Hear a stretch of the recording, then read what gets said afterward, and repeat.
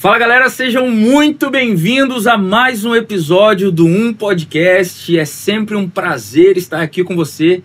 E eu quero te lembrar, é claro, de deixar o seu like nesse vídeo, de se inscrever no canal, ativar o sininho de notificações e, óbvio, compartilhar com todo mundo, com todos os seus amigos, porque assim como eu sei que você e muitas outras pessoas podem ser tremendamente abençoadas com tudo que nós estamos vivendo, falando e ouvindo nestes episódios.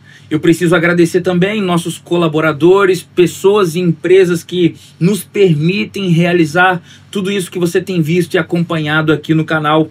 Padaria e Restaurante New Regi, preço bom, qualidade, ótimo atendimento. Casa da Costura, tem tudo para o seu armarinho, artesanato e aviamento. Tem lojas em Marataízes e em Cachoeiro. Academia e Arena, performance, musculação, crossfit, outras modalidades. Tudo para um estilo de vida saudável ali em Brejo dos Patos. E também o material de construção Julião e MM Silva, da base ao acabamento, melhor preço da cidade. Lojas em Praia dos Cações e em Brejo dos Patos. Sem esquecer do Açaí Topster, ali em Presidente Kennedy, né, em Santo Eduardo. Açaí, sorvete, creme grego. Pediu, chegou, é o melhor da região. Conosco hoje... E uma honra receber esse cara fantástico aqui no Ele tem 44 anos, ele torce para o Flamengo. O hobby dele é, assim como o meu, jogar um videogame. Ele gosta de FIFA, mas ninguém é perfeito. O sonho dele é conhecer Santorini, é isso? Santorini. Ele é casado e muito bem casado. Seja muito bem-vindo ao microfone do meu amigo e irmão Emerson Bruno. Obrigado. Pô, uma honra, gente, estar aqui com vocês hoje num podcast. Já tem um tempo que eu fico namorando vocês e perguntando ao Thiago, e aí, cara, quando é que eu vou ser convidado? E é hoje, né? Foi hoje o dia que Deus escolheu para estarmos juntos aqui conversando, trocando uma ideia. Agradeço desde já essa equipe que preparou pra gente esse ambiente lindo, tranquilo, já nos recebeu com tanto carinho, né, Jair? Com aquela aguinha top e tal, um biscoitinho, valeu mesmo. De coração, eu já agradeço o convite, mano. Tamo junto, meu irmão. Obrigado. Esse cara arrumou um rolê pra chegar aqui hoje. Pra quem não sabe, o Emerson é de Vila Velha, entendeu? Ele veio de moto, mano, na aventura. Verdade. Benção. Mano, a maneira oficial de começar o é a pergunta, a pior pergunta sempre é a primeira. Glória a Deus. Quem é Emerson Bruno, na ótica do Emerson? Isso, a gente já vai começar chorando, cara. Então, cara, Emerson Bruno é um cara que nasceu em Nova Iguaçu, no Rio de Janeiro, sabe, de berço humilde. É um cara neto de pastores, meus avós, tanto materno quanto paterno. Meu avô materno tocava trompete, todos dois são músicos também. Meu avô paterno tocava violão, então já nasci num berço evangélico.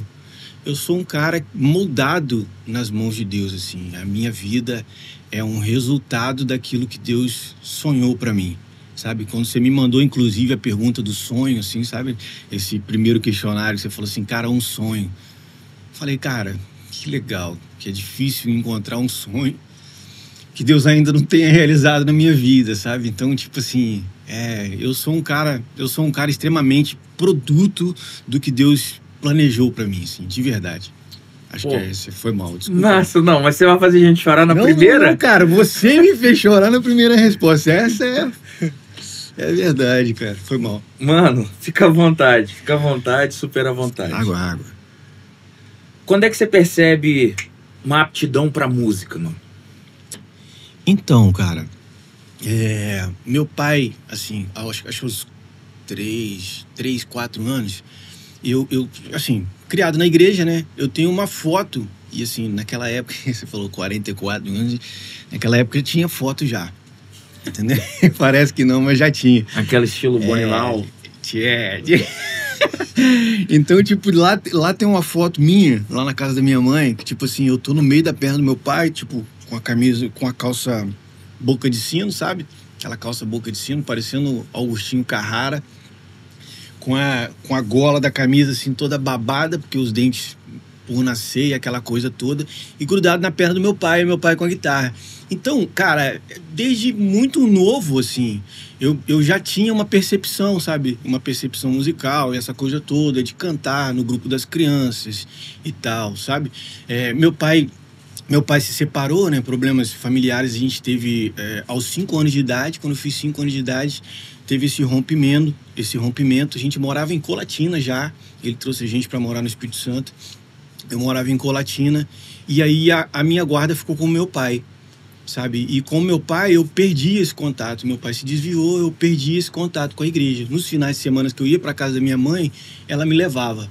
Então, para de repente responder a sua pergunta, minha mãe teve um direcionamento de Deus, vamos dizer assim. Um dia eu cheguei no apartamento dela, ela falou assim: comprei um presente para você. Aí eu falei assim, de novo, segunda pergunta, segunda lagriminha. Vambora. Comprei um presente para você. Eu falei, é mesmo? Comprei uma bateria. Porque eu sei que quando você vai na igreja, seu olhinho fica brilhando quando a gente visita outras igrejas. Nossa igreja não tinha. Aí eu falei, é mesmo, mãe? Aí eu, falei, o apartamento é pequeno, não tá aqui, né, cara? Falei, cadê a bateria? Ela tá lá na igreja. Eu falei, ela então, vou deixar a bateria lá. Ela é sua, mas ela tá lá na igreja. E tal. E aí ela me trouxe de volta, assim, sabe? Naquelas coisas que quando eu ia só de 15 em 15 dias na igreja com ela me fez querer ir pelo menos todos os dias que tivesse culto, para que eu pudesse aprender o instrumento e aquela coisa toda. Então, eu agradeço desde já.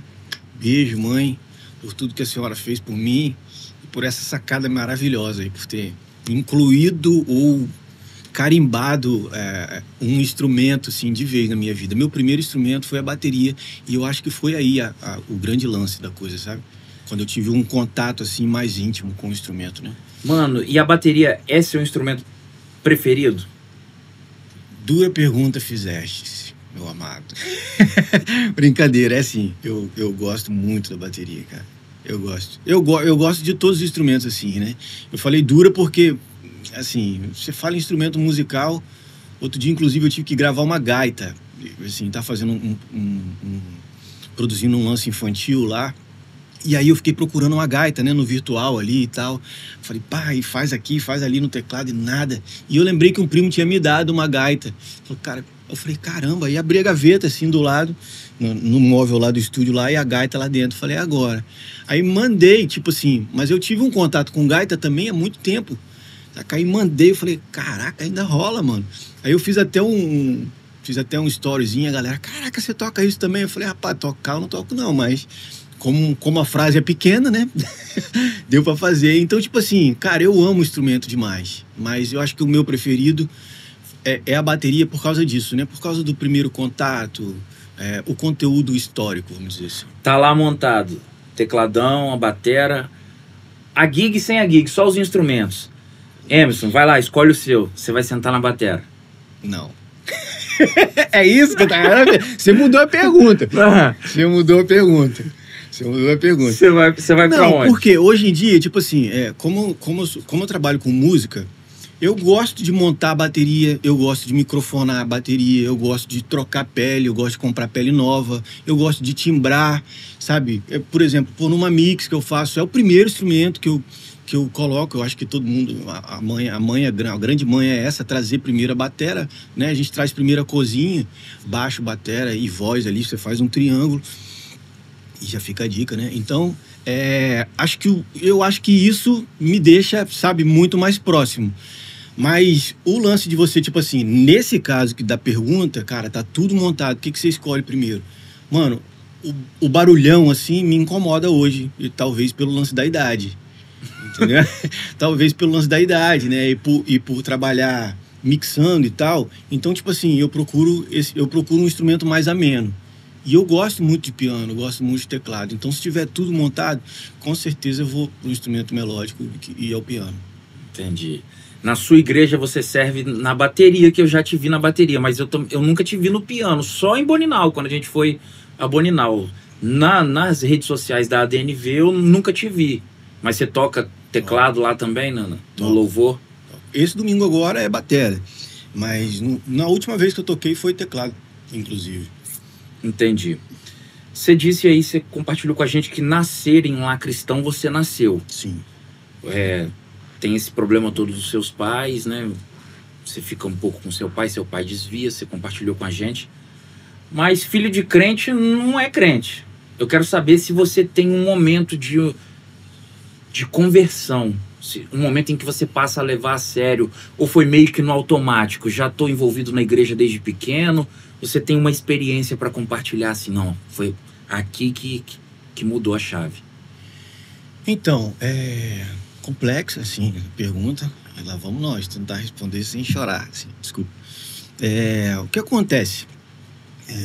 Na minha época de infância, assim, infância, adolescência, pré-adolescência e juvenil, vamos colocar assim, não era comum, sabe? Pelo menos não na minha realidade, na realidade da minha família. Não era comum uma criança ou um adolescente fazer análise ou fazer, sabe? Como é que chama? Ir ao psicólogo, ao psiquiatra por causa de algumas coisas que sabe que ficam presos e a gente detecta, assim. Mas eu creio hoje que tipo assim, se fosse um filho meu, eu faria, sabe? E hoje é muito mais comum esse tipo de coisa. E eu tenho para mim, certo no meu coração, que Deus me guardou de muita coisa, sabe?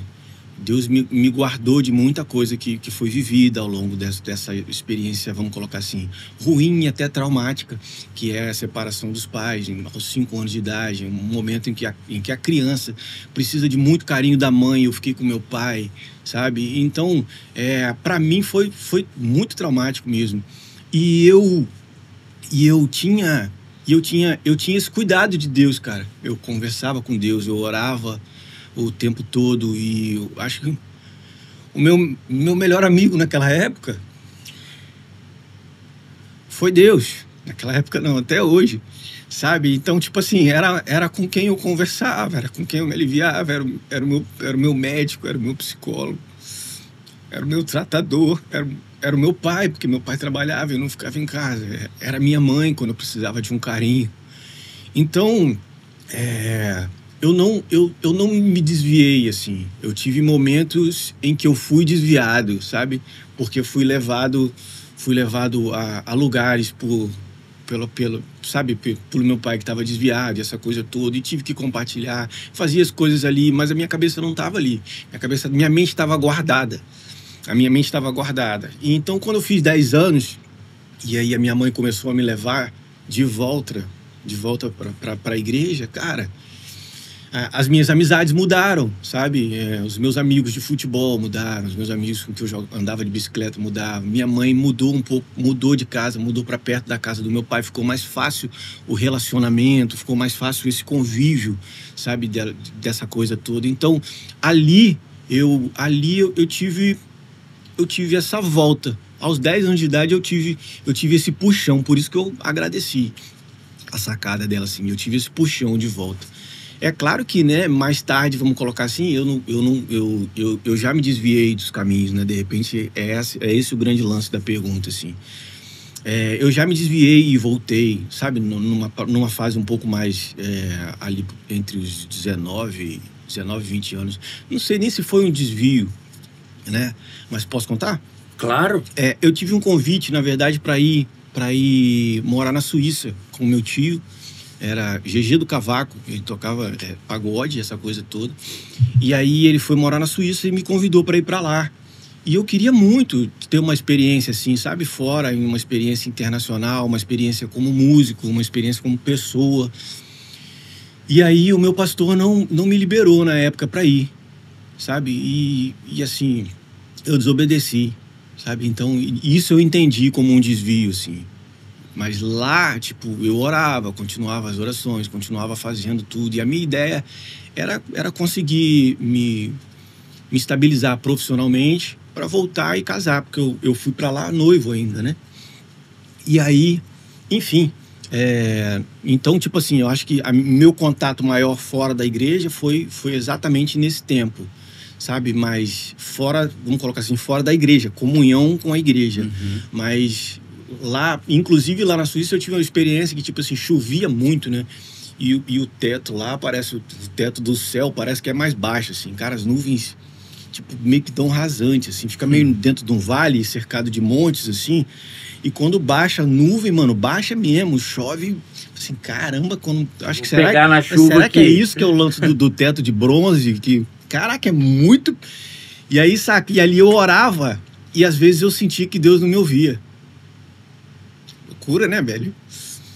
E aí eu perguntava a Deus, eu falei, Senhor, será que é porque eu desobedeci meu pastor? Que o senhor não tá me dando uma palavrinha aqui? Não tem um alento, não tem um nada e tal. E eu ligava pra minha mãe chorando demais, minha mãe não conseguia falar no telefone. Era outra também, que não compactuava com o lance da minha viagem. Então eu fui em total desobediência, assim, ao meu pastor e à minha família, sabe? E foi uma experiência pra mim, né? Uma experiência daquelas que, se você não tomar uma decisão, você não vive, tanto para ruim quanto para bom, né, a coisa toda. Mas foi uma experiência que eu tive. Talvez esse foi o meu maior afastamento, assim, sabe, do lance da comunhão. Mas eu buscava o Senhor e eu não encontrava naquele lugar. Então eu resolvi voltar. E aí quando eu voltei, as coisas se ajustaram, assim, sabe? Vou deixar você perguntar, que senão Muito massa. Vou contar. Mano, fica à vontade. Fica à vontade. Caramba, já chorei quantas vezes aí, gente? Não temos não temos aqui limite, não. Pode ficar à vontade. E aqui no Brasil, eu sei que você desenvolveu com a galera lá, Lucas 9.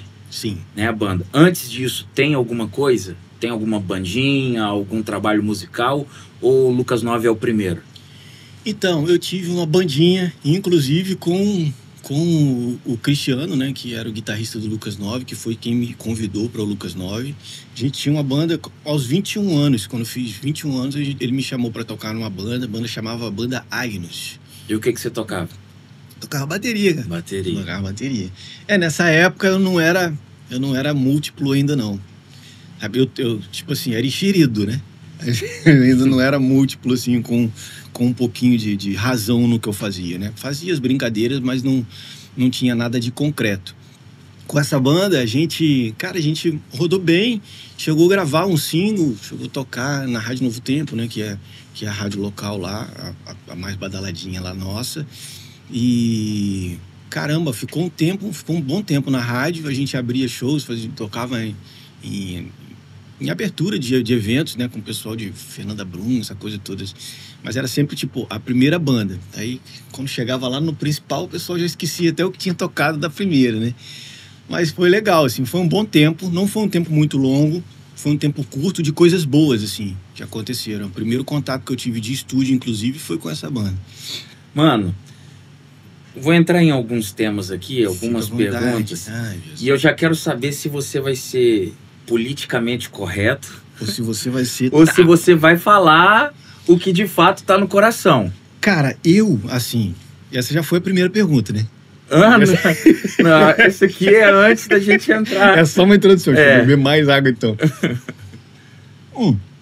Cara, eu não posso ter vindo de moto de lá de casa até aqui pra ser político, não. Né? E você também não me convidou pra... É isso. Pra, tipo assim, fazer perguntas que você já sabe a resposta que eu daria, de repente. Então, a gente tá aqui pra o podcast. É isso. Um podcast é isso, gente. É verdade na lata. É isso aí. Vamos lá. O músico cristão é valorizado? Não. O microfone é seu. Pode falar. Você quer que conclua, Vazio? Não quero só Você fez a pergunta e agora conclua. Cara, eu acho que não é valorizado. Eu acho que não é valorizado principalmente, assim, em alguns lugares, né? Não é que, tipo assim, a resposta foi direta à sua pergunta. Mas agora vamos debulhar a coisa. Debulhar, né? Sei lá como é que é. Então, o que acontece? Nas igrejas existem ministérios e ministérios que honram seus músicos, né? E nesse caso, como é que faz? Formulam, de repente, um salário para que ele viva daquilo, para que ele se especialize, para que ele se profissionalize, para que ele estude o seu instrumento e desenvolva seu talento na igreja. sabe? Eu vi muito isso lá fora, assim, em setembro, quando eu fui visitar a minha filha, que ela estava prestes a casar e tal, essa coisa toda. Caramba, a igreja, sabe, a igreja estruturada nesse sentido de dar apoio a quem quer aprender, por exemplo, de ter uma escola de música dentro da igreja, de ter uma faculdade de música dentro da igreja, e sabe, e as pessoas que tocam são formadas, são assalariadas, mas são formadas, foram criadas ali, sabe? Aí sim você pode chamar de berço evangélico, né? Ou de um berço cristão, sabe? Uma coisa preparada, estruturada para que isso acontecesse. Hoje em dia é muito complicado, mas a gente precisa abrir um parênteses, e talvez seja muito importante falar disso. Talvez a culpa seja do próprio músico, sabe? Olha aí. Porque, tipo assim, a gente não pode só culpar ministérios e ministérios, né? Porque são diferentes, e uns fazem, outros não. Então existe muito isso. Existe um músico que não estuda o instrumento, existe um músico que tá ali, ele toca bateria, mas ele não é um exímio baterista, ele não tem isso como profissão, ele não quer isso para a vida dele como profissão, sabe? Para ele é como se fosse um hobby, sabe? Que ele faz ao final de semana, sabe? Então, tipo assim, a pergunta é bem complexazinha, né? Bem complexa mesmo. Mas é muito interessante isso, porque se você começa a se valorizar, e em que sentido eu digo isso? Poxa, você estuda música, você trabalha com música, o seu pastor precisa de você na igreja, né? 2 cultos por semana que seja, e 1 no final de semana. Normalmente as igrejas são assim, né? A não ser nessa parte da pandemia que de repente deu uma reduzida, essas coisas todas. Mas normalmente é isso. E como é que um pastor faz para contar com um cara que é profissional na área, por exemplo? Ele sabe que o cara é profissional na área, ele trabalha seja no estúdio ou seja tocando secular, né? Mas que eu sei que você vai fazer uma pergunta já também em relação a isso. Você não é bobo, né, mano? Então, o que acontece? Como é que o pastor vai chegar para um cara desse que sabe que ele recebe, sabe, para fazer o mesmo trabalho que ele faz na igreja, e, sabe, já começa a ficar incomodado. O próprio pastor já começa a ficar incomodado. Porque na igreja ele também faz um trabalho de excelência. Ele faz um trabalho de excelência fora e na igreja também faz. E aí o próprio pastor fica assim, cara, eu não consigo, cara. Eu já conversei com você, falo isso porque eu tenho amigos, inclusive Vossa Excelência. Eu tenho amigos pastores e a gente conversa sobre esse tipo de coisa. Cara, eu gostaria de fazer isso, sabe? Então, você já começa a sentir um incômodo dentro da própria pessoa, do administrador da igreja, vamos tirar a palavra pastor, né? Dentro do administrador da igreja, nesse sentido, de querer mover, sabe, alguma coisa em relação ao profissionalismo musical dentro da igreja. Isso, para mim, é muito importante. Lendo a Bíblia, a gente sabe que isso é muito importante, sabe? E hoje em dia, sabe, é muito mais, como é que eu vou dizer? É muito mais real. É muito mais real, assim, é muito mais tranquilo. Você fala assim, cara, eu tô fazendo uma parada, o cara já faz sem pagar. O cara já faz sem pagar o melhor que ele pode sem pagar. Você imagina o cara, sabe, de repente sendo pago para aquilo, tratado para aquilo, sendo administrado para aquilo. Então, eu te fiz essa pergunta porque você até falou assim, de repente o cara é um baterista, mas ele não é um exímio baterista. Mas eu acho que o sistema que as igrejas, e eu digo grande parte, não todas, porque tem exceções, tem igrejas que levam o ministério de música, não louvor, ministério de música, ou músico, a sério, e querem o crescimento. Eu digo isso porque se eu sou um baterista, e eu estudo, eu invisto em mim, mas eu tô ali na igreja, e eu não tenho nenhum retorno financeiro disso, o que vai me levar a continuar estudando? O que vai me levar a querer, não, vou investir mais, vou comprar um set de pratos aqui e tal, vou comprar um pedal tal, uma caixa tal.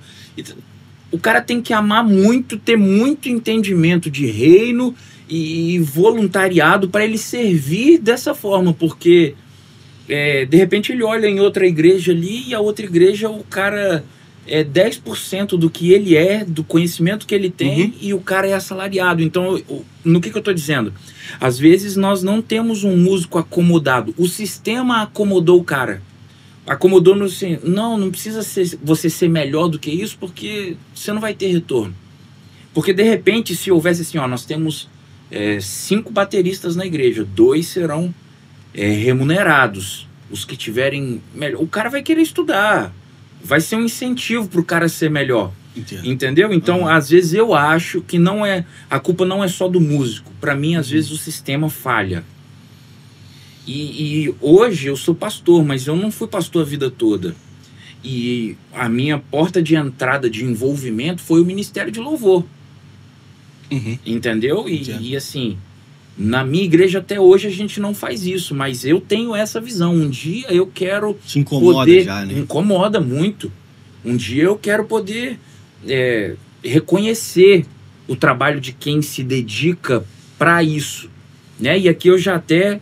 E, assim, deixa eu só dar Vai lá. E é um ponto importante, tipo assim, são 2 visões, né, igual você está falando. É a visão do músico e a visão do pastor em relação ao mesmo tema, sabe? Pontuando o que você disse, normalmente não é culpa do músico, mas o músico quando ele coloca no seu coração, cara, eu vou chegar. E ele chega num lugar onde ele sabe, ele almejou, cara, aquilo ali é meu norte, sabe? Aquele ali é meu alvo. E aí ele estuda e ele chega, rola esse incômodo da outra parte, sabe? Normalmente. Por quê?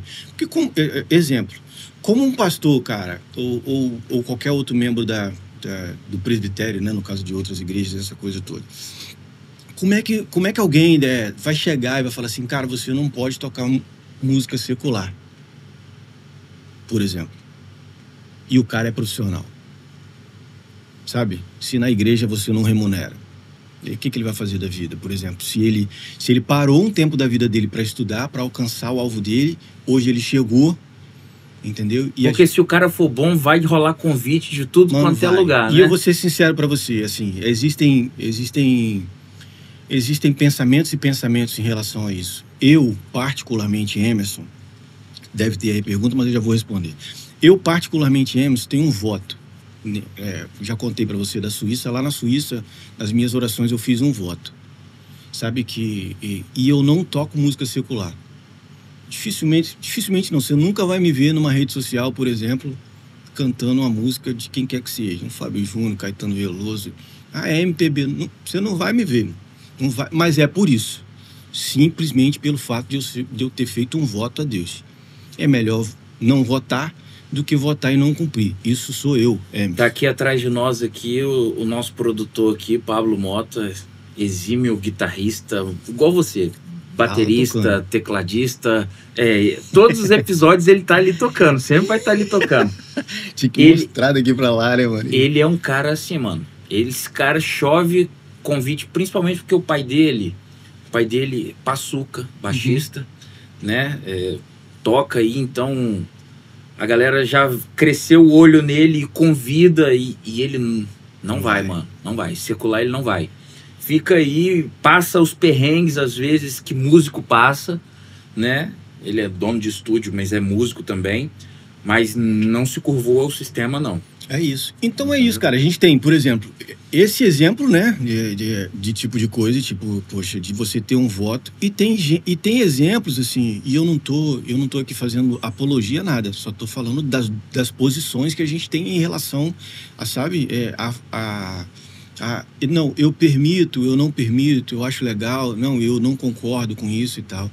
Eu tenho um cara que é super amigo meu, batera, dos bons, Cleverson Silva. Não sei se você conhece o cara. Mano, é monstro. E eu não tenho nem freio pra falar dele, porque eu sou fã do cara, assim, de verdade, da história e essa coisa toda. Já gravou comigo lá, mora em Sampa. É evangelista da igreja do Brás, por exemplo. Sacou? Mas é músico, cara, dos bons, respeitado internacionalmente, mano. Saca? Ele é baterista da Isa. Era baterista da Ed Mota. Foi baterista da Ivete Sangalo.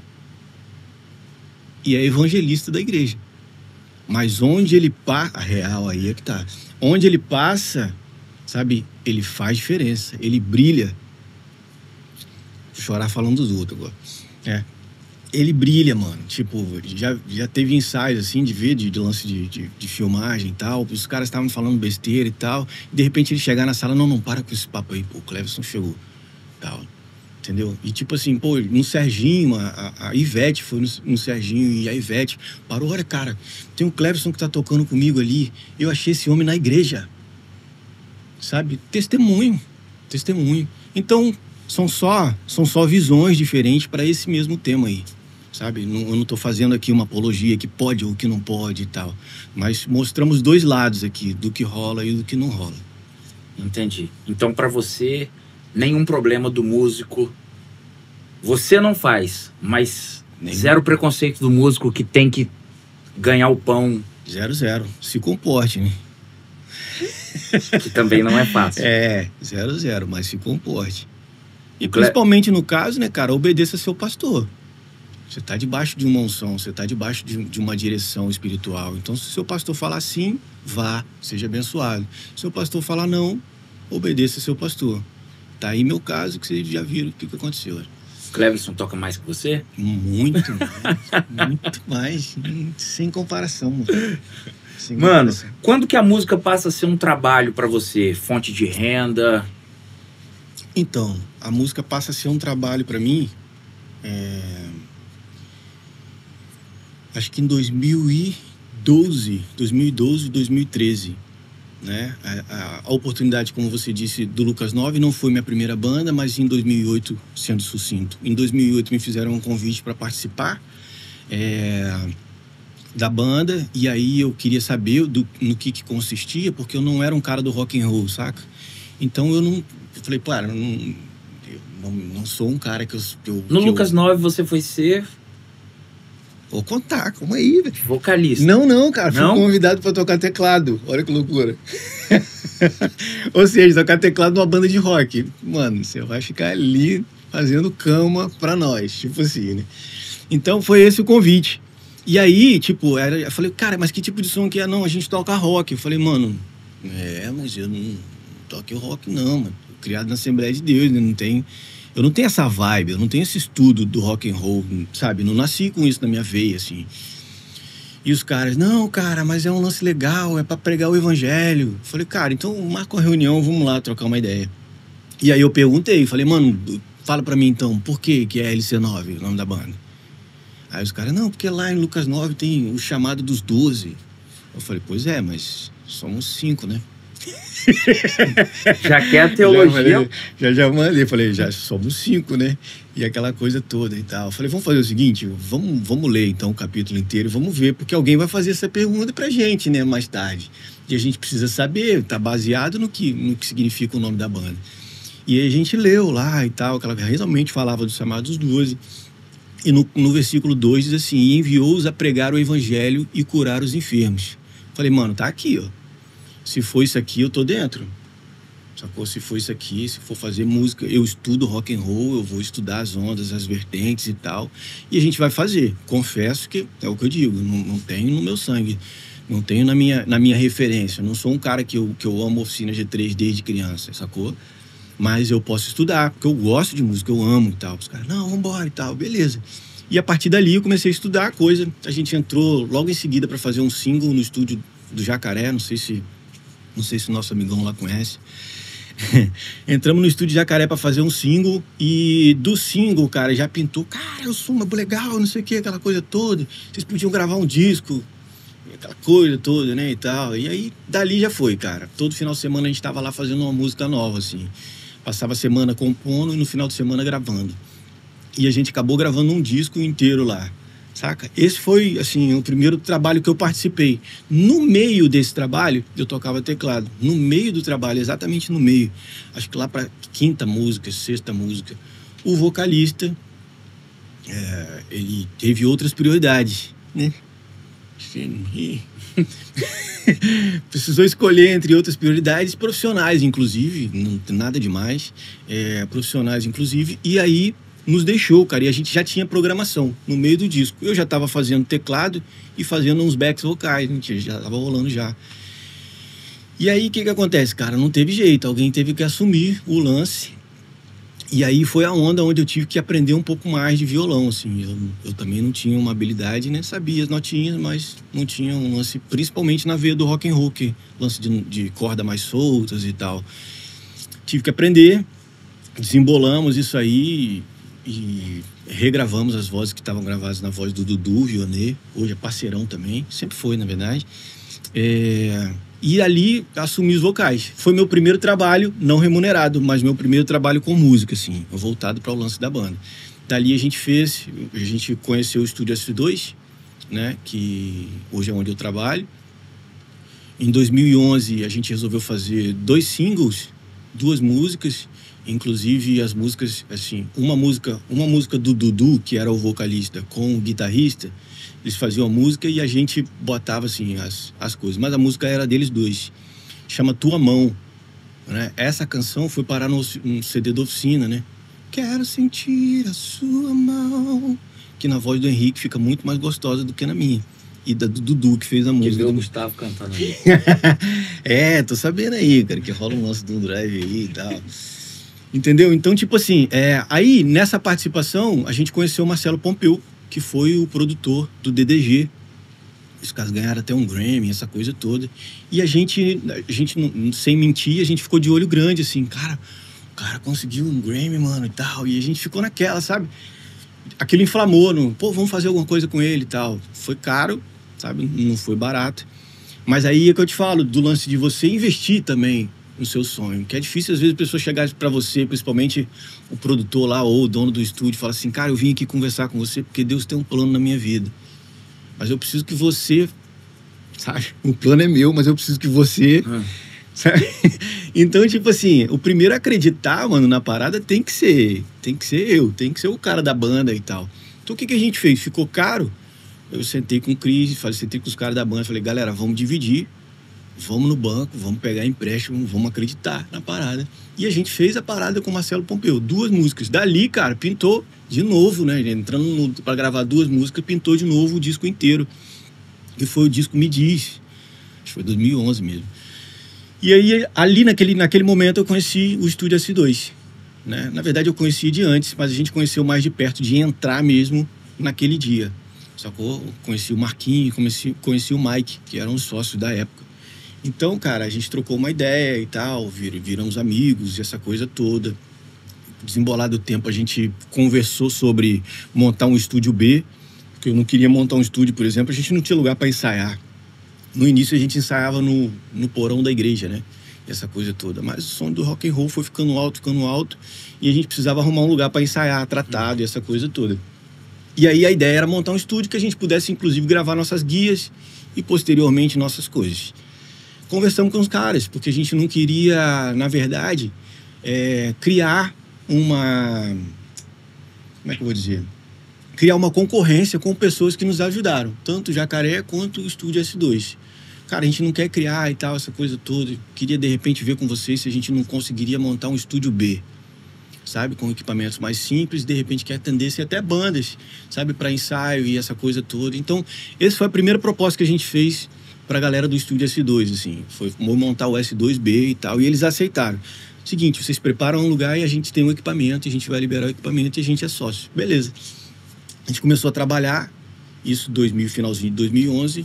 Em 2012, mano, o Mike, que era o outro sócio, ligou pra mim e pro Cristiano, falou, cara, eu preciso de uma reunião com vocês. Aí a gente sentou e ele falou, cara, eu vou voltar pros Estados Unidos, queria vender minha parte do Estúdio S2, quero saber se vocês estão interessados em comprar. Né? Você perguntou, a pergunta foi exatamente agora que eu cheguei na pergunta, né? Foi mal. Eu queria saber se vocês querem comprar e tal. Aí eu falei, cara, querer eu quero, né? O Cris é meu homem de negócio, né? Tipo assim, é meu parceiro de vida, meu irmão, sabe? Meu sócio no estúdio. Mas é o cara que sabe pensar nessa coisa de grana, assim. Hoje eu aprendi um pouco, mas na época eu não sabia nada. Então, eu olhei pra cara dele assim e falei, mano, que coisa. Aí o cara falou o preço ainda pra gente. Aí eu já baixei a cabeça, a gente tava almoçando, baixei a cabeça, fui ali cortando meu bife. Cifra é alta, né? E fui comendo. Falei, eu vou comer que aproveitar o almoço, né? Porque daqui não vai sair nada. Daqui não vai sair nada mesmo, mano. E o Cris foi fazendo pergunta, eu tipo assim, que esse cara tá falando, Que mano? pergunta é essa, mano? Já não rola, mano. É tipo, não dá o negócio. O viu metal a gente não tem, né, mano? E aí, bicho, conversando. Aí o cara, beleza. Aí o cara foi embora e, mano, fica aí, vamos tomar um sorvete. O Cristiano. Falei, beleza. Ele, aí, o que você acha? Falei, pô, acho massa, né, mano? Falei, cara, quer me saber minha opinião? Acho massa. Ele, ó, cara, vou fazer o levantamento disso e tal. Eu falei, Cris, não dá não, doido. Não dá pra nós não, cara, não sei o que. Ele falou, não, cara, você vai trabalhar? Eu não posso entrar lá, porque eu tenho meu trabalho aqui. Você entra lá trabalhando e vai dar certo, cara. Já fiz o levantamento aqui já, por isso que eu fiz aquele monte de perguntas e tal. Eu falei, beleza. Falei, vamos deixar essa semana, você faz o que tem que fazer e tal. Enfim, o Cris fez o levantamento dele, as contas dele, essa coisa toda. Ele, ó, vou fechar. Falei, amém, vamos nós. E eu trabalhava, pra você ter uma ideia, eu trabalhava com informática na Estácio de Sá, no setor de informática, assim, atendendo no usuário. Então, tipo assim, a simplicidade da simplicidade. Pra mim era outro mundo, assim. Música realmente era um sonho, mano. Música era um sonho.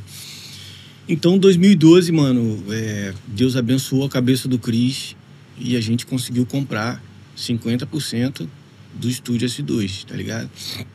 E aí a gente entrou lá e aquela coisa toda. Ele, ó, é o seguinte, você entra com trampo, mano, faz o trabalho, que conforme eu vou rolando o trabalho, a gente vai se pagando. Falei, tá tranquilo. E aí foi rolando a coisa. E aí eu comecei a trabalhar realmente com música ali, mais na veia do negócio, né?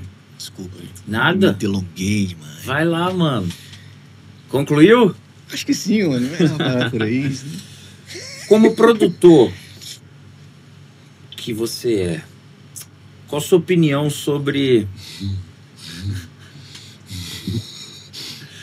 No meio da pergunta, você já sabe que é... Sobre essa onda americanizada, worshipada que tomou conta das igrejas brasileiras aí.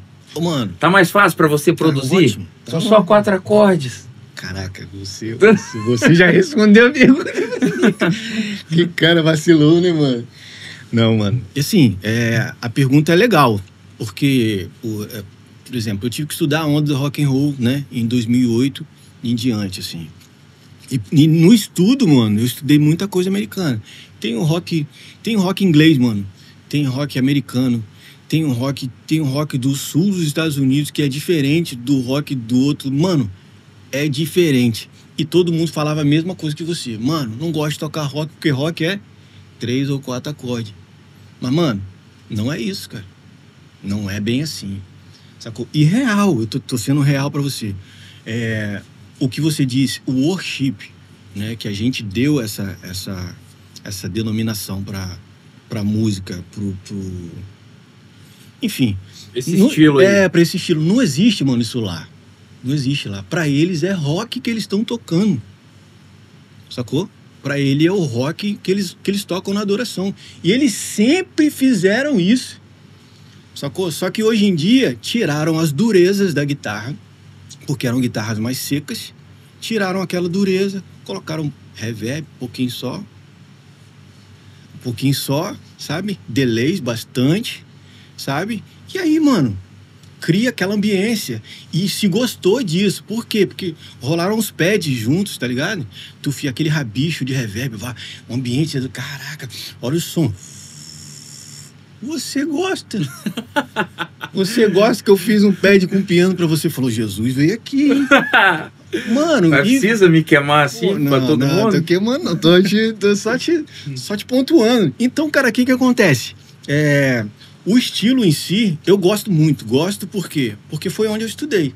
A minha fonte de estudo de rock and roll, mano, foi a onda americana, foi a onda inglesa, sabe? Tive que ouvir muita coisa, inclusive secular. Tive que ouvir, pesquisar, para poder saber fazer, para poder gostar, inclusive.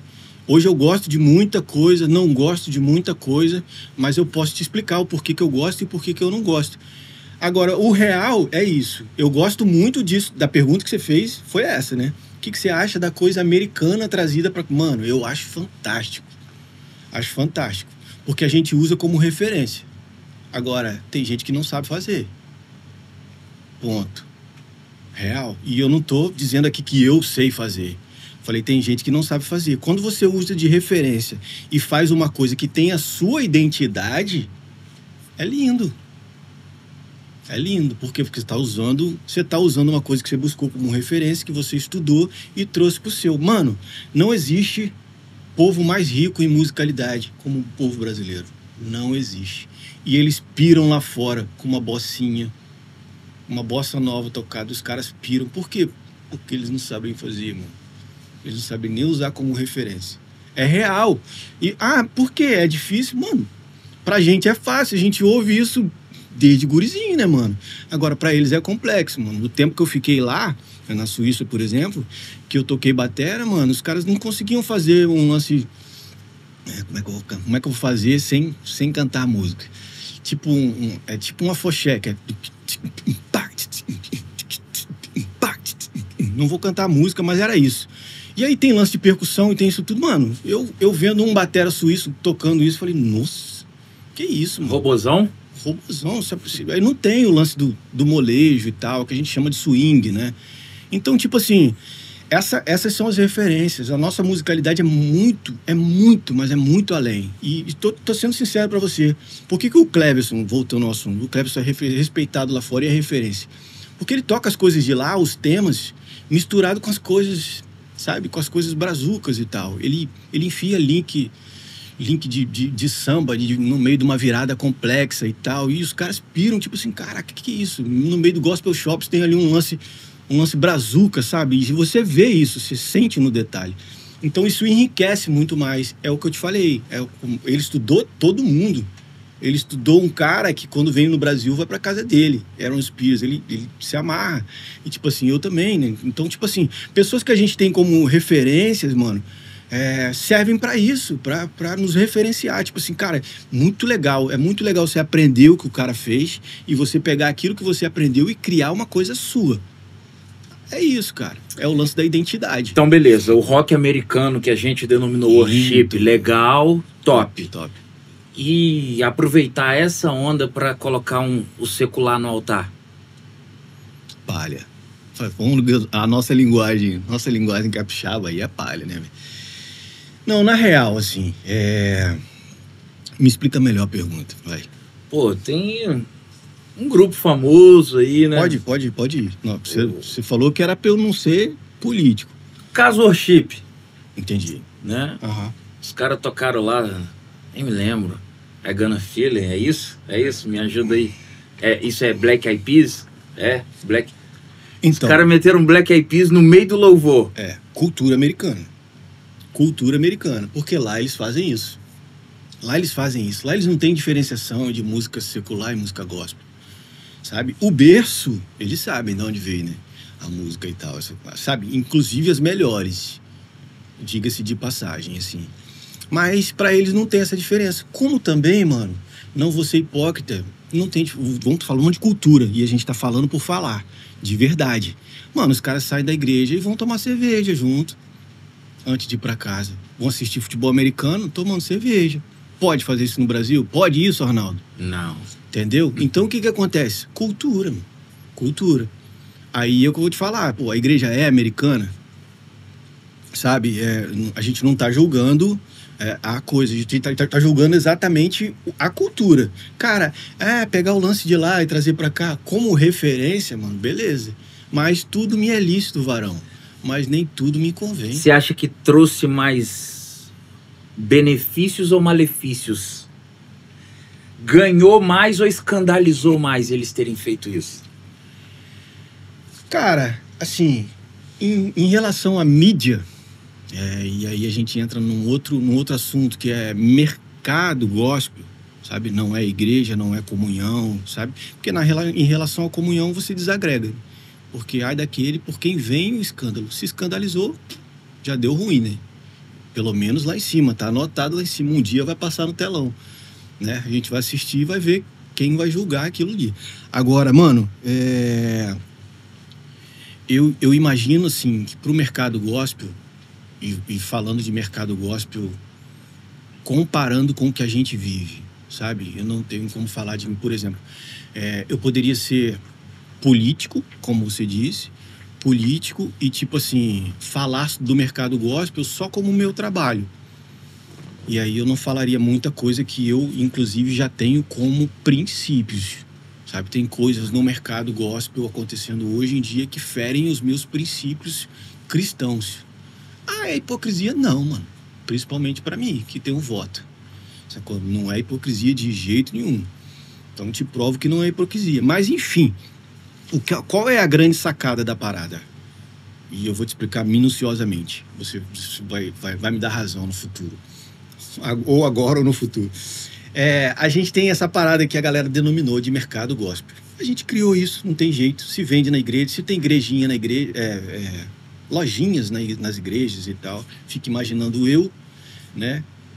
E isso eu passei a pensar num dia que eu fui numa feira chamada Expo Cristã. E foi nessa época, 2011, tinha um banner grandaço do Lucas 9. Eu lá na parada, olhando para aquilo, mano. Me deu uma angústia, eu chorei. E tô chorando de novo.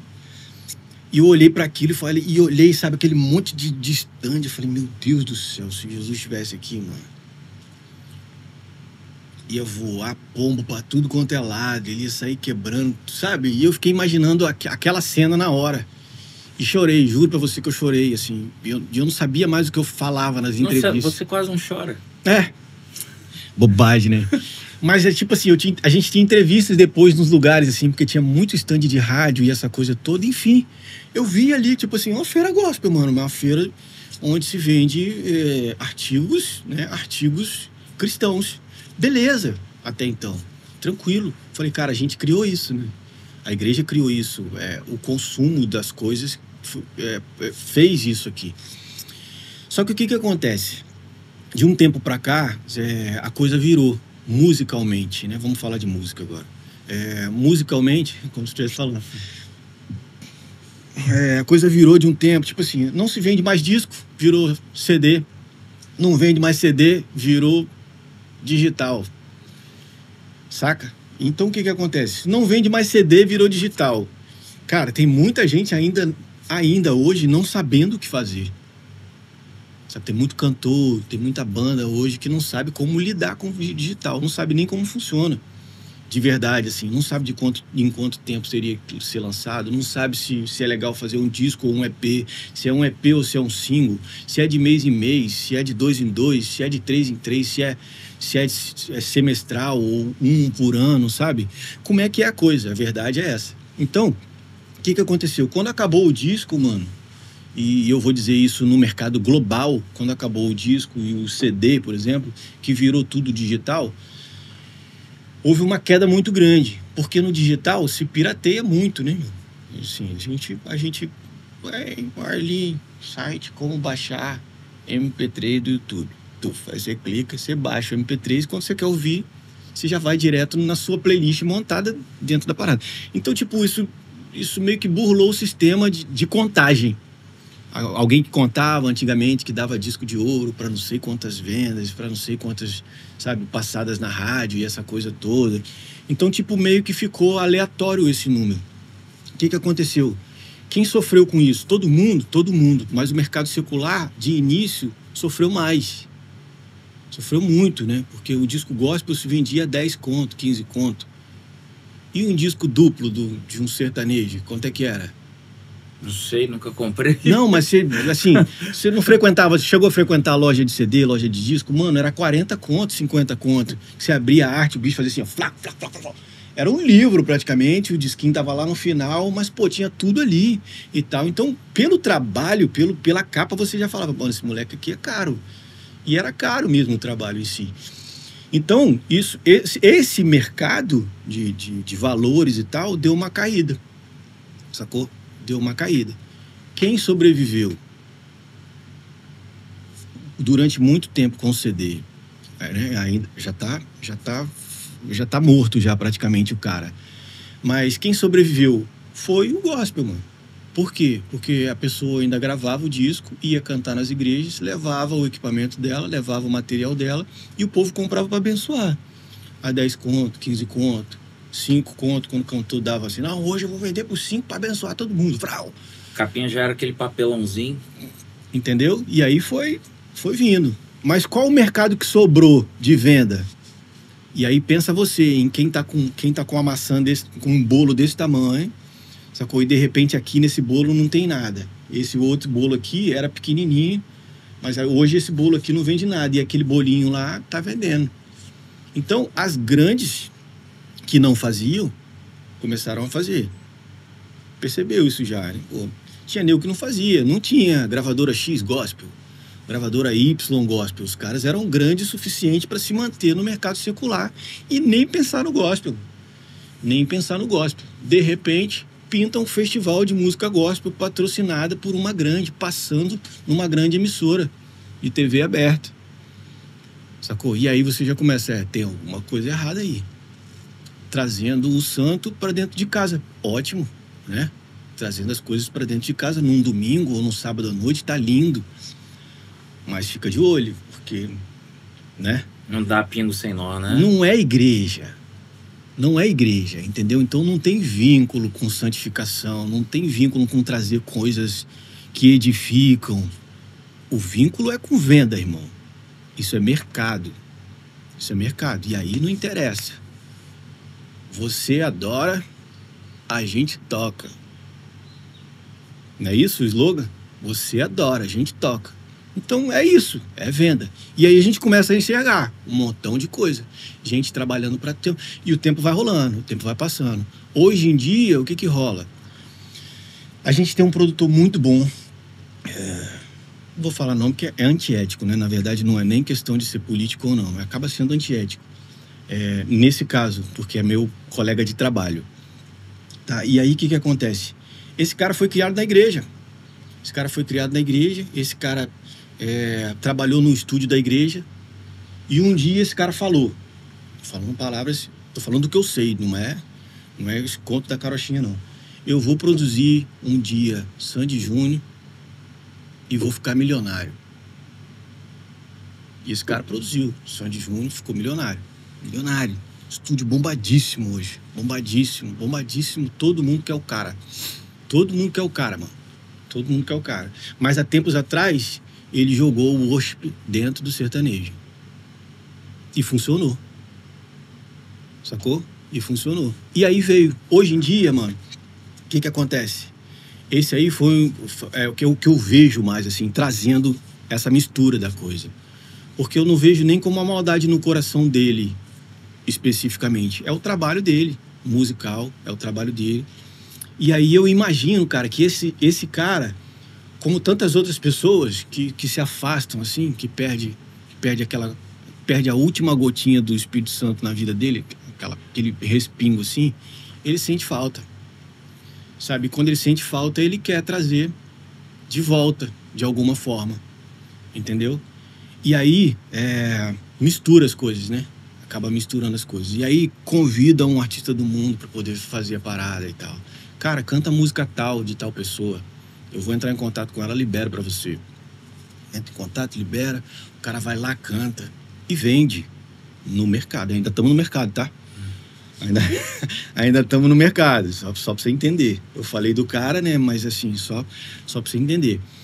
E aí vem fazendo, sabe? E aí daqui a pouco você ouve, vamos chamar tal pessoa e agora com outra pessoa aqui, vamos juntar esses dois, um do gospel e um do lá e tal, não sei o quê. E essa pessoa que é de lá, do sertanejo, vamos logo, né? Que é de lá do sertanejo, cara, essa pessoa foi criada no evangelho. Ela tem uma história do evangelho. Sabe? Ela é uma dupla, saca? A irmã, outro dia, como jurado, mano, mandou até uma língua estranha na Globo, mano. Saca? Assim, nessas brincadeiras que a gente faz de cristão, de tal. Aí ela mandou, eu falei, caraca, mano, isso domingo, mano, negócio das crianças aí, mano. Saca? E ela mandando essas paradas. A irmã é mais comportada, manda um glória a Deus. Lá dentro. Eu falei assim, caramba, essa aqui pelo menos se comporta. E a outra é zoadinha mesmo, até no jeito de vestir é mais chamativa, vamos colocar assim. Mas essa outra... Pô, com o nome de Simária também não tem como, né, mano? Bebi até uma aguinha aqui. Pra quem não tiver entendendo aí, a gente revela logo. Aí Simone gravou com Davi Sácia. Beleza. linda a música, que ela gostava da música, cantava música e pediu para gravar com ele. Eu não sei como é que foi, a verdade é que eu não sei essa história. E gravou, então esse foi um episódio. E aí vem rolando outros e tal, essa coisa toda. E o que acontece? Mano, a coisa que era a igreja sendo levada para o mundo, que eu disse lá no início do festival, já está ao contrário. Você já está trazendo, sabe, um mundano para dentro da igreja. Mas isso é pecado? O cara então não pode cantar uma música para Jesus? Mano, pode. Canta lá, mano, sem problema nenhum. Sacou? Agora, quando eu vou no altar, quando eu subo no altar, mano, eu não preciso estar com minha vida em ordem. Por quê? Como ministro, né, de música e tal, que eu for cantar alguma coisa, eu tô levando a igreja à adoração. Então, a glória que vai para Deus passa por mim. E a glória que vem de Deus passa por mim. Eu sou canal, sabe? E como é que a gente faz isso com uma vida bagunçada? Deus faz isso acontece realmente? A gente tá deixando, sabe? A gente tá transmitindo a glória de Deus ou a gente tá transmitindo maldição pro povo? E aqui fica realmente a pergunta, sabe? Porque por mais que eu tenha a minha convicção do que esteja acontecendo, tanto no mercado gospel quanto na igreja, mano, eu não tô aqui para pregar que isso vai fazer a diferença. Ou que a gente tem que acabar com isso. Porque se isso não acontecer, mano, Jesus não volta. Eu tô ciente disso, que isso tem que acontecer. Entendeu? Agora, quem é luz foi feito para brilhar. Então que você brilhe, que eu brilhe, sabe? Que eu mostre, que a minha vida seja realmente o louvor a Deus. Que as pessoas olhem para mim e vejam Deus. Cara, tem Deus aí. Não é só um cara que canta, não é só um cara que ministra, não é só uma pessoa falando no microfone. Entendeu? Eu tenho muito medo disso, real. Tenho muito medo disso. Porque a gente acaba ficando dessa forma, sabe? Quando a gente vira amigo de Deus, e Jesus fala isso em João 15, né? Já não chamam vocês mais de servo, porque o servo não sabe o que faz o seu senhor, mas tem que chamar de amigo, né? E quando a gente vira amigo de Deus, a gente fica nessa de querer defender Deus. Já entrou nessa? Já você? De querer defender. E Deus não precisa, mano, de advogado, Deus não precisa, sabe? Dessa coisa toda.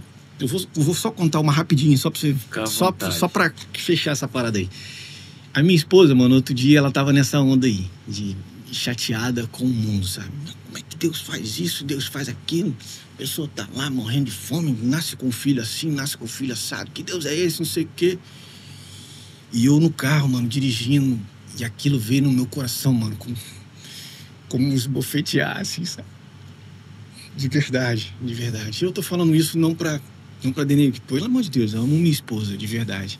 Mas é uma experiência que eu quero contar para que isso sirva pra gente, né? Assim como serviu pra mim. E aquilo bateu no meu coração, tipo assim, cara, quem é essa mulher pra falar de... Sabe? Quem é essa mulher pra falar de Deus? E aí, tipo, pedi a Deus as palavras certas. Falei, Senhor, me dá as palavras certas, porque eu, sinceramente, eu sei que eu não posso... Eu não preciso defendê-lo. Mas se eu não falar algo aqui, tudo que o Senhor fizer na vida dela para que ela aprenda com isso, eu vou passar, porque eu sou carne, é minha carne, né? Então, tipo assim, eu preciso que o Senhor me dê alguma coisa aqui agora para que eu compartilhe com ela e tal. Aí deixei ela falar um montão de... Perguntei ela no final, falei, você lembra de Jó? Qual foi a resposta de Jó para Deus? Aonde você estava quando Deus criou as estrelas? Onde você estava quando Deus fez esse mundo? Quando Deus fez todos os animais? Chamou cada um pelo seu nome. Deus sabe de tudo. Tudo está no controle dele, sabe? O bem e o mal está no controle dele. Ele te deu essa capacidade de raciocinar e decidir. A decisão é sua. Ele não interfere nisso. A decisão é sua. O que vai acontecer depois, beleza. Mas a decisão é sua, a decisão é de cada um. Então, ele me deu uma palavra ali, eu pude dar e... Sabe? E eu fiquei aliviado e ela também ficou mais aliviada. O que eu quero dizer com isso? É exatamente isso tudo que a gente está vivendo hoje, independente de opiniões e tal. Essa coisa de, cara, eu vou fazer a diferença no mundo. Mas qual é o mundo que eu vou fazer a diferença? Sabe? Porque para algumas pessoas, elas vivem, não sei se você já percebeu isso, para algumas pessoas, elas vivem num mundinho à parte. né? Não sei se, tipo assim, tem gente que vive dentro de uma determinada igreja, vamos colocar assim, que, mano, ali é o mundo dela, sabe? O mundo para ela gira ali, em torno daquilo ali. Então, para mim, esse é o mundo que a gente tem que fazer diferença. O mundo onde eu existo, sabe? O mundo onde faz a diferença para mim. É esse o mundo, sabe? Porque lá fora, mano, o príncipe é o outro. Tá ligado? O príncipe é o outro. E lá fora precisam acontecer coisas para que Jesus volte. Isso é bíblico, mano. Ou não tem ninguém mais esperando a volta de Jesus? Mano, sou só eu e você? Não é possível. Essa galera aí tá também. Ai, glória a Deus. Mano, não é possível. Então, tipo assim, tem coisas acontecendo que é legal. É igual você falar, a gente tá aqui conversando, trocando ideia. Mano, a gente vai mudar o mundo com as nossas opiniões. Mano, não. Mas talvez mude o mundo de alguém. Nesse lance que eu te falei. Talvez mude o mundo de alguém. Talvez alguém decida mudar o seu mundo. Sabe, o mundo em que vive. E, na verdade, é quando a gente decide mudar o nosso mundo é que começa a fazer diferença. É que a gente começa a ser luz, né, mano? Ó. Pra que serve isso aqui? Hoje, né, aqui nesse lugar super iluminado, tá aqui de enfeite. Mas, mano, apaga a luz e... Tuf, é ela que vai salvar a gente de uma escuridão. Amém? É isso. Desculpa aí. Eu sei que você tá curtindo demais esse episódio e por isso eu preciso te pedir, porque aquilo que não custa nada para você é importantíssimo para nós. Então deixa seu like, se inscreve no canal. O PH, como que o PH falou naquele episódio anterior, afunda o like aí. Afunda o dedo no like. Se inscreve, ativa o sininho de notificações, compartilha. E é óbvio, abençoa também as empresas que têm nos permitido realizar todos esses episódios. E você pode acompanhar aí as empresas que têm nos patrocinado e nos abençoado. Tá certo? Voltando aqui, meu irmão, vamos mudar um pouco o assunto.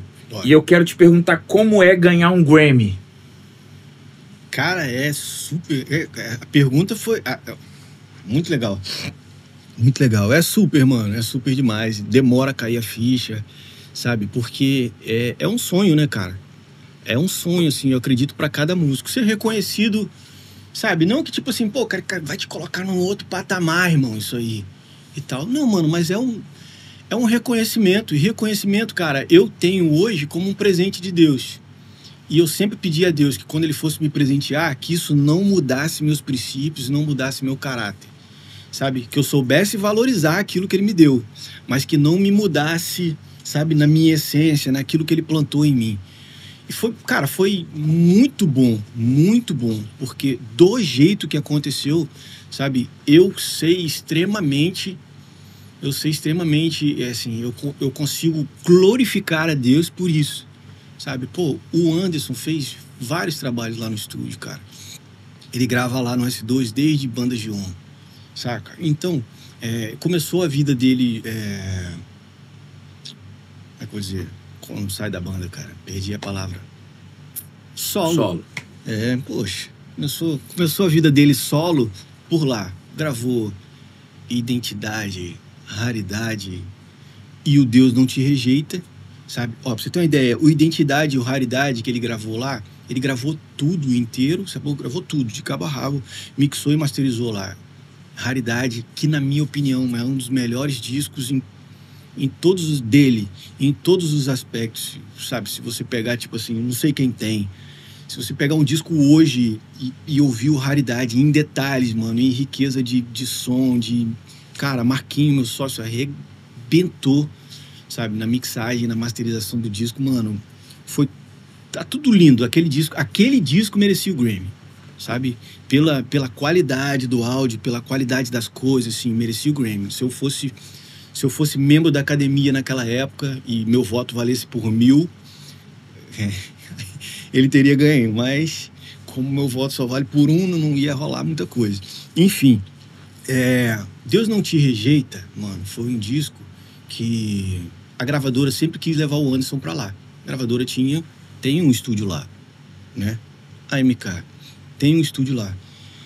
E ele sempre quis levar o Anderson. As coisas que a gente fazia aqui, na audição, nunca estava muito legal, mas o Anderson sempre bateu o pé. Não, eu quero que seja o Marquinhos, quero que seja, sabe, feito lá e tal. Então, tipo, ele lutou muito pra gente, o tempo que deu, eu acredito, né? E aí, cara, ele conseguiu fazer, no Deus Não Te Rejeita, gravação de voz principal e gravação dos backs vocais. O restante não foi gravado no Estúdio S2, não foi mixado nem masterizado lá. Mano, tô te contando a verdade porque você me pediu pra ser sincerão. O que eu senti, né? Mas eu quero contar a história. Então, se você falar que não conta não, cara. Para com isso aí. Então, mano, enfim, a gente fez a captação de voz do Anderson e a gente fez a captação de voz dos backs vocais. O pessoal veio do Rio, uma galera, a gente gravou lá. O que acontece? Se você olhar no disco Raridade, mano, nos créditos lá, não tem todo mundo. Ninguém é obrigado a colocar, sabe, fazer a ficha técnica. Ninguém é obrigado a fazer. A gente faz porque a gente gosta de dar crédito, né, mano?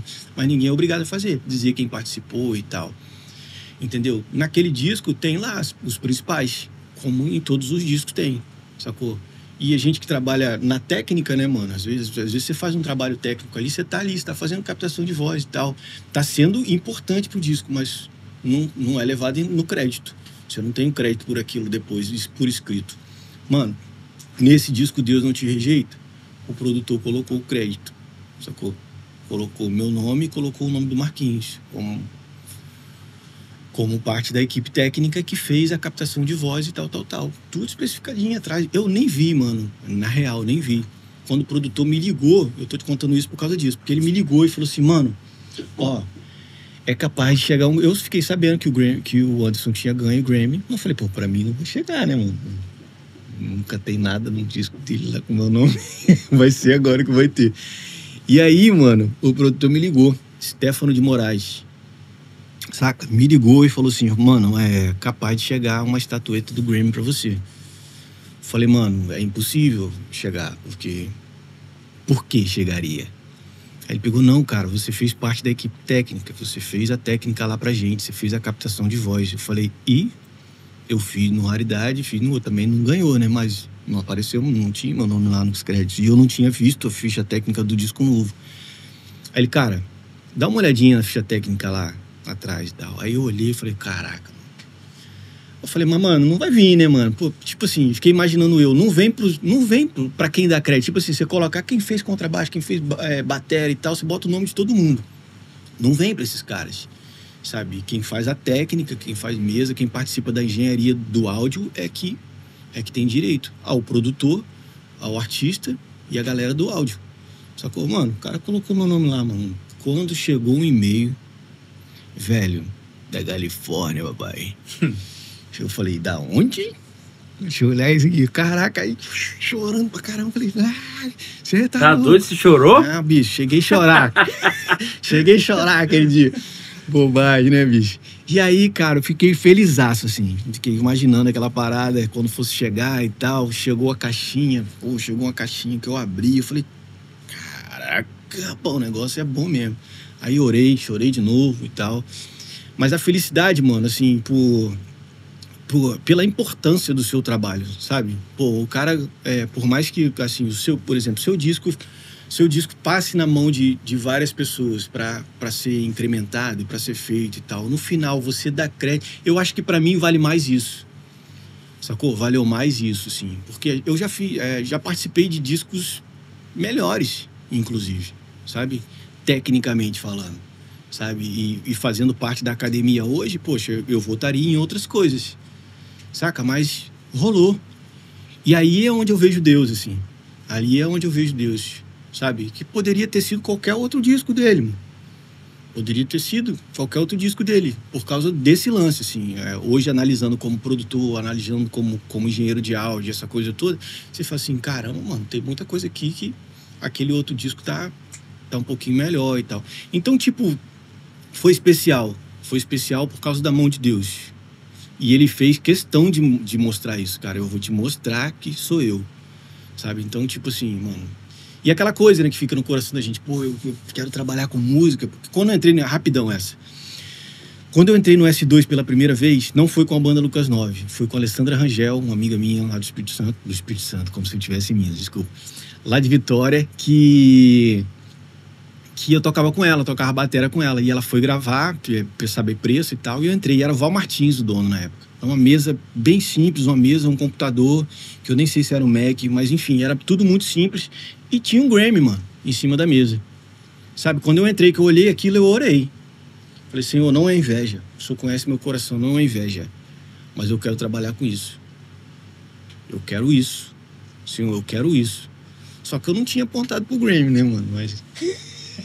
Mas hoje... Entrou no pacote da oração. Entrou no pacote da oração. Entendeu? E Deus é detalhista, né, mano? Olha como ele é detalhista nessa parada. Mas você pediu um só? Cara, eu pedi pra trabalhar com música, é isso que eu tô te falando. Pode vir então mais, né? A minha... Enfim, quando você colocou sonho aí, eu quase fui mais ousado. Sabe? Mas eu falei assim, não, vou ficar por aqui mesmo, porque... Tá. Deixa no meu secreto aqui com o papai.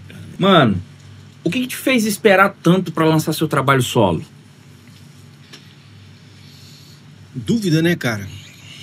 Dúvida, medo.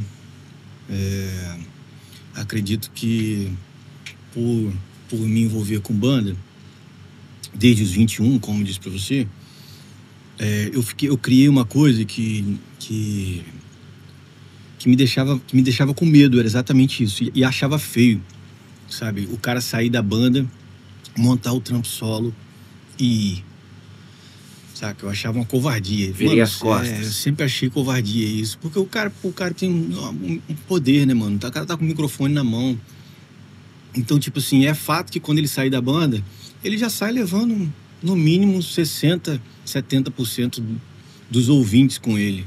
Sabe? Vamos colocar assim, da galera que curte o trabalho. Então, e achava covardia porque, cara, quando você desfigura o trabalho todo, você desfigura a banda, porque qualquer outro cantor que entre, mano, não é você. Entendeu? Não tem a mesma característica vocal, não tem a mesma característica espiritual, sabe? Não tem a mesma pegada. E, enfim, você simplesmente desmantela a banda. Sabe, eu fiquei com isso muito tempo. 2016, mano, Deus me deu uma canção chamada Outra Vez. E eu compus essa canção, cara, comecei a compor ela, era 6 horas da tarde no estúdio. Eu não consegui sair, sabe, não consegui ir embora pra casa. Deu 10 e pouco da noite, eu tava com a guia pronta, assim, toda pronta. E eu ouvia e chorava. Eu falei, meu Deus, cara. E eu percebi ali, porque a música fala assim, quantas vezes eu chorei por estar aqui e não mais te sentir. Você canta o que vive, né? Quantas vezes eu pensei no que foi que aconteceu pra se afastar de mim. Então eu me lembrei do exato momento em que eu caí. E pude perceber que o meu pecado me afastou de ti. Sabe? Eu começo reclamando, né? Tipo assim, com uma dúvida danada, que não sabia o que tinha acontecido porque Deus sumiu. E no meio da composição eu me lembro o que rolou essa separação, o que fez essa separação. Foi o meu próprio pecado, sabe? E aí, no refrão, ele canta, né? Eu quero te ouvir outra vez, preciso te ouvir outra vez. Perdoa, pra que tirar alto assim, né? Perdoa, pai, acho que é o original. Perdoa, Pai, porque pequei. Me envolve, Deus, com teu amor. Vem falar comigo. Preciso te ouvir outra vez. E foi sincerão, assim, sabe? Plau. E aí eu fiz a música e guardei. Falei, mano... E naquela semana Deus falou comigo. Falou, esse é seu. Isso é pra você. Isso é seu. É sua verdade. E aí eu mostrei pro Cristiano, que era meu guitarrista, meu sócio, e falei com ele, mano, essa música aqui eu não sei se eu vou gravar com a banda não, porque primeiro que não é rock, né, cara, é um lance mais intimista, assim, é uma parada minha mesmo. Aí ele, não, cara, dá pra colocar umas guitarras aí, música massa e tal, e aí já foi, né, porque como é que eu vou fazer? É meu irmão, mano, o que ele falar que tem que fazer, a gente faz. E aí a gente lançou pela banda em 2016, mas ali Deus já tinha falado comigo. Que era pra eu tirar essa coisa de mim, né? essa coisa de achar que era covardia e tal. Enfim, a canção, mano, bateu 2,5 milhões de visualização no YouTube, sem mostrar a cara. Acho que foi por isso. Deve ter sido isso, na verdade. Foi um lyric video, mano. E eu olhava pra aquilo, os números só crescendo, eu falava assim, caraca, mano, que loucura. E pá, aquele monte de testemunho, sabe? Mano, na real, sem nada fake, sem dinheiro por trás, sabe? Tipo, só comprando, igual o nego faz hoje, pá, comprando. Mano, real, mano, testemunho, mano, de você parar, de você começar a responder e ficar o dia respondendo. E no outro dia, mais. E, cara, eu falei, meu Deus, onde é que a gente vai parar com isso? Mano, é coisa chegando. E aí, tipo assim, alguém me falou assim, cara, vocês tem que lançar outra logo, porque aproveitar, né, isso que rolou.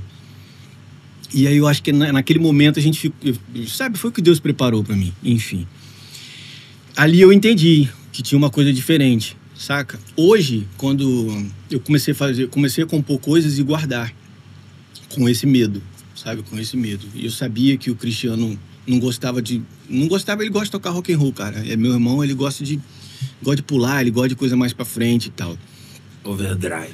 E eu fui compondo, vendo que era balada, vendo que era coisa intimista, que era coisa minha, e fui guardando. E um dia eu falei com ele, mano, cara, eu tenho um montão de música lá que eu sei que você não curte. E, mano, ele me apoiou. Falei, cara, lança seu trabalho. Você é o único que trabalha com música full time da banda. O restante tem outros trabalhos pra fazer. Lança seu trabalho, cara. Lança sua parada. E mais, vou te ajudar. Quanto você precisa para divulgação por mês? Respirar para não chorar. E aí, cara, foi a hora, sabe? Meu pastor, mostrei as canções a ele. Aquela coisa da dúvida, do medo. Saí mostrei meu pastor. Ele, cara, que é isso, cara, vai. Deus está te mandando. Se você não fizer, sabe, tal. Quantas pessoas podem se perder por não ouvir o que Deus te deu? Sabe? E ali Deus foi me massacrando, me encostou na parede e falou, mano, olha, já tem tempo que essas músicas estão guardadas aí, saca? E aí ele me levou num lugar e, assim, né, dessas coisas que ele, do jeito de falar de Deus. E eu vi um correio, cara, sabe, cara? Eu vi um posto do correio e ele me mostrou, tá vendo, que ele ali é um carteiro e ele entrega cartas. É claro, é óbvio, mas você imagina se ele pudesse escolher as cartas que ele quer entregar. Se ele sai com aquela sacola ali, cheia de cartas e fala assim, eu não vou entregar esse envelope não, porque esse envelope é azul. Não vou entregar esse envelope não, porque esse envelope não faz parte da minha identidade. Esse envelope dessa cor aqui não condiz com o que eu quero fazer e tal. O que eu faço com você é isso, eu te entrego.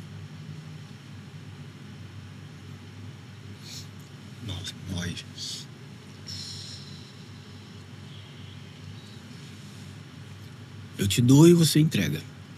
Eu te dou e você entrega. É isso. Sabe? Quanto mais tempo... Cumpre só seu papel. Exatamente. Faz só o seu papel. Exatamente. Faz o seu papel e deixa o resto. E, mano, e é incrível você ver essas coisas. Porque, cara, é incrível o cuidado, mano. O cuidado. Porque, inicialmente, o meu trabalho solo... Cara, eu nunca me denominei artista, sabe? Não gosto nem de falar. Eu falo assim, cara, você é artista. Eu falo, não, mano. Eu sou artista porque eu mexo com arte. Né? Então, beleza. Mas eu, sabe, acho que a grandeza dessa palavra, assim, ainda não me chega. Eu não consigo me sentir confortável com isso. E o meu lance foi mais assim, na obediência. Eu só fiz pela obediência, saca? Não, sem mirar grandes números, grandes visualizações e essa coisa toda.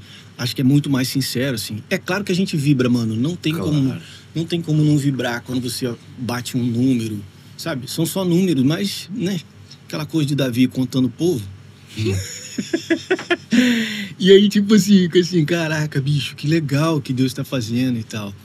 E hoje em dia, músicas que, por exemplo, não falavam tanto comigo, que seriam só uma coisa que eu falei assim, cara, por que eu compus isso aqui? Nosso Pai foi uma delas. Sabe, a música fala do reino de Deus e tal, e quando eu pensei que não, eu já estava escrevendo e era o Pai Nosso. Nós vamos deixar na descrição a rede social do Emerson, o link do canal dele no YouTube. Você pode acompanhar todos os singles, todas as músicas que ele lançou. Vai estar na descrição. Pode entrar. Inclusive tem uma canção chamada Indigno. Tem a participação de um cara massa lá, tá? Indigno, cara. Brincadeira. Ótimo, cara, bicho. E aí, o que acontece, cara? Nessa Nosso Pai, eu percebi que era o Pai Nosso. Falei, cara, o que tem de mais nisso, né? O que tem de mais nessa canção? Por que eu vou lançar essa canção? Vou guardar ela aqui, a música pronta, mano. Incrível, assim, porque eu fui mexendo com o tempo. Fui fazendo e mexendo com o tempo. Não fiz de uma vez. E aí, toda vez que eu ouvia o refrão, eu chorava. Bobagem. E aí Deus falou comigo nisso, nesse choro aí. Falou, do mesmo jeito que você tá sendo tocado aí, pessoas vão ser tocadas. Eu já te falei do lance da carta. Quer que eu te levo lá de novo? Falei, não, tá de boa. Lancei a canção, mano, e ela, tipo assim, das que eu compus, que eu achei que não fosse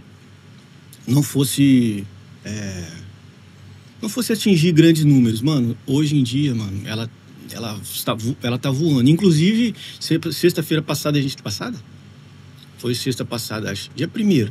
Dia 1º a gente lançou outro. Lancei um collab com o Rafael. E aí, mano, Nosso Pai vem voando, cara. Não tem... Eu falei assim, cara, é incrível. Uma canção, uma oração de Jesus, que nos ensinou e essa coisa toda. Mas é incrível você abrir seu coração e dizer... o teu reino sobre mim, sabe? Na terra e no céu. Que o teu reino, a sua vontade é o melhor pra mim do que qualquer coisa que eu possa querer aqui, mano. É incrível. Mano, 2 em 1. A gente tá finalizando e eu quero que você responda. Qual a importância da sua esposa e do seu pastor no seu ministério, na sua vida? Agora pode chorar. Antes ou depois? Cara, o meu pastor, principalmente nessa fase agora. Meu pastor é meu amigo. Um beijo, pastor Júlio Vinícius, meu amigo. Não vou revelar seu apelido aqui, tá? Te amo, pastorzão. Beijo, pastor Vinícius, meu amigo. Beleza? Cara, eu quero dizer da importância que ele tem na minha vida, assim, principalmente nessa parte. Cara, ele foi um amigo que eu conheci em 2013, 2014. Olha que loucura, cara. Eu conheci ele e a gente estava fazendo Casados para Sempre. Ele era líder em treinamento. Ele e Belinha. Beijo, Bela. Joada. Ele e Bela, líder em treinamento. Cara, amei aquele cara. Desde o primeiro momento que a gente conversou. E ele era pastor de jovens na sede. Eu não era da DNV.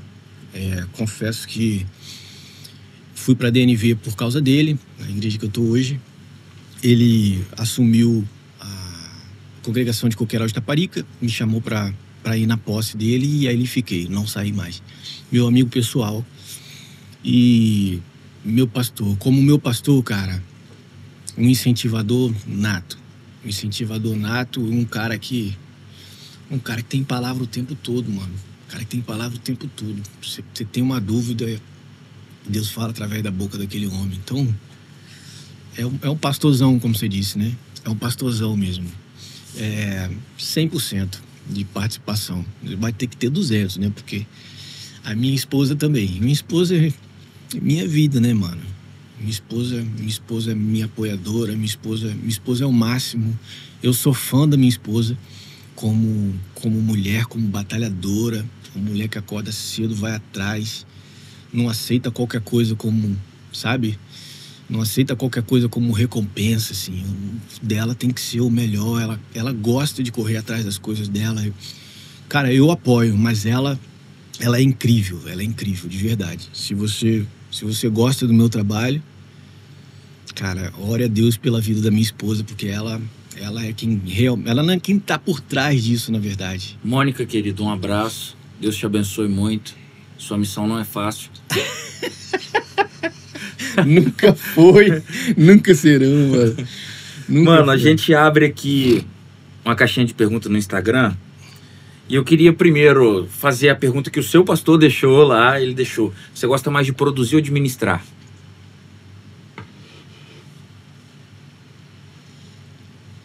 Produzir.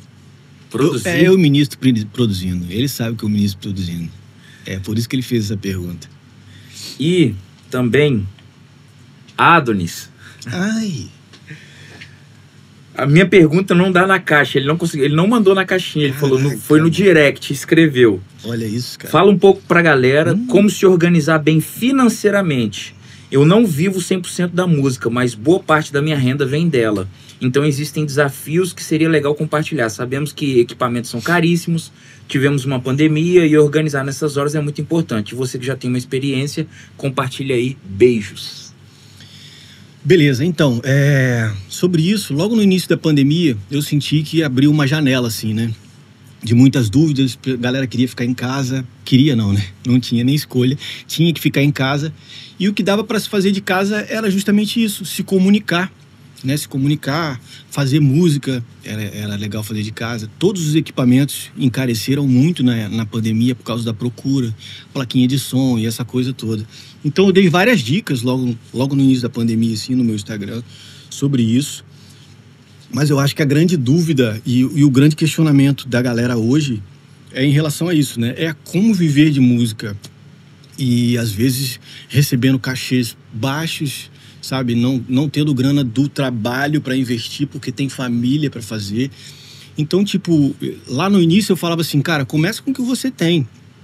Saca? Você tem o quê? Ah, não, eu tenho um computador, cara, eu tô sem plaquinha. Começa com um computador sem a plaquinha. Sabe? Você quer fazer música? Quer fazer, né? No caso da produção e tal. Mas eu acho que é o seguinte, administração financeira. Acho que é esse o grande ponto da pergunta dele. Isso, cara, hoje em dia não se ensina em escola, por exemplo, né?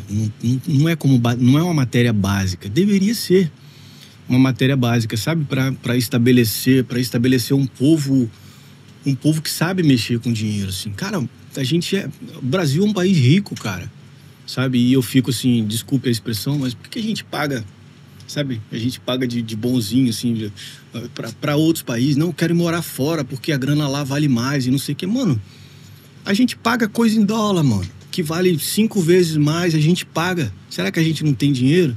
Sabe, a gente é um país rico, a gente consegue ganhar dinheiro. Essa questão da administração, mano, precisa ser pessoal mesmo, sabe? Você precisa querer entender sobre o assunto. Estudar sobre dinheiro. E aí não é sobre música, sabe? Não é sobre nada, é estudar sobre dinheiro. Porque esse tipo de coisa não se ensina na escola, não se ensina mesmo. Não adianta ser muito bom na música e péssimo na administração. Em lugar nenhum.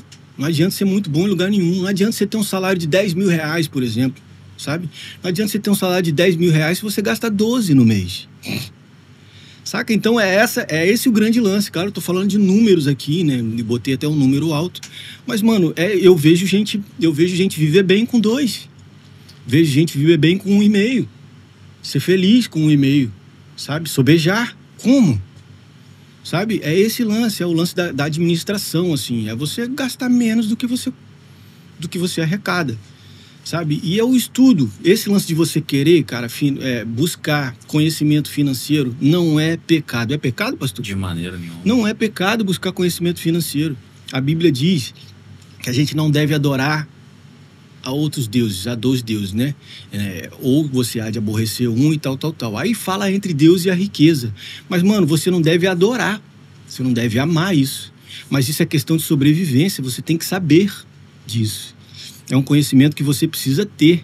Então, tipo, busque livros, cara. Busque pessoas que, sabe, que já vivem de um jeito que você acha legal. Acompanhe essas pessoas. Às vezes a gente segue tanta gente que não tem conteúdo nenhum. Inclusive, se tiver alguém com muito problema, eu vou deixar meu Pix na descrição. Olha aí, que beleza. Entendeu? Faz um Pix e... O meu já é meu telefone, você que tem meu telefone já sabe. Parecendo o Tirulipa. O Tirulipa tá nessa onda aí agora, né? Faz um Pix, qualquer coisa.